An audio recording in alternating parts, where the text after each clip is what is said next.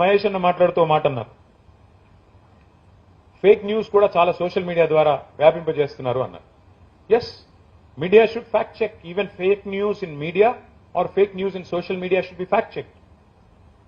ప్రగతి భవన్ లో కేసీఆర్ గారు CM camp office కడితే 150 బెడ్రూమ్లు ఉన్నాయని ప్రచారం చేశారు. మరి ఇప్పుడు అక్కడ ఎవరు ఉంటున్నారండి? ఉన్నాయా 150 బెడ్రూమ్లు? అందులో బంగారు కమోడ్లు ఉన్నాయన్నారు. ఆ ఫేక్ న్యూస్ వ్యాపింపజేసింది ఎవరు? 84,000 కోట్ల రూపాయలు ఖర్చైన ప్రాజెక్టుకి 1,00,000 కోట్ల కుంభకోణం అని చెప్పి ప్రచారం చేశారు. ఇది ఫేక్ న్యూస్ కాదా? అంటే ఇవన్నీ కూడా ప్రశ్నించాలి, డెఫినెట్ గా జరగాలి. ఫోన్ ట్యాపింగ్ లో ఎవరు సినిమా యాక్టర్ల ఫోన్లు ట్యాప్ చేసామని ప్రచారం చేశారు, మీడియాని అడ్డం పెట్టుకుని. నేను పోయినప్పుడు అడిగాను, ఫోన్ ట్యాపింగ్ లో నన్ను పిలిచారు ఎంక్వైరీకి. ఏ యాక్టర్ల ఫోన్లు ట్యాప్ అయినా చెప్పు స్వామి, కొద్దిగా నంబర్లు ఇయ్యని అడిగాను. ఎవరికి కాలేదు సార్ అన్నాడు. మరి ఎవరికి కాకపోతే మీడియాకి చెప్పొచ్చు కదా, ఇదేంటి సోది అంటే ఆయన చెప్పిన మాట చెప్పాను సార్ అన్నాడు.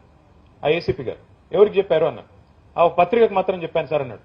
అంటే ఇవాళ పరిస్థితి ఏంటంటే ఈ సోషల్ మీడియా వచ్చిన తర్వాత ముఖ్యంగా ఇవాళ మేము కూడా బాధితులమే, అధికారంలో ఉన్న వాళ్ళు మాత్రమే కాదు. నిజం కడప దాటే లోపల అబద్ధం అంగీలాగేసుకుని ఊరంతా తిరిగి వచ్చేస్తుంది. ఇది వాస్తవం. అందరూ బాధితులమే, ఇందులో ఒకరు బాధితులు ఒకరు కాదన్నదేమీ లేదు. వాస్తవాలు వాస్తవాలే కదా. జరగనివి జరిగినట్టుగా, ఉన్నవి లేనట్టుగా, లేనివి ఉన్నట్టుగా ఇవన్నీ చూపెడతా ఉన్నారు. అందుకే నేను చివరగా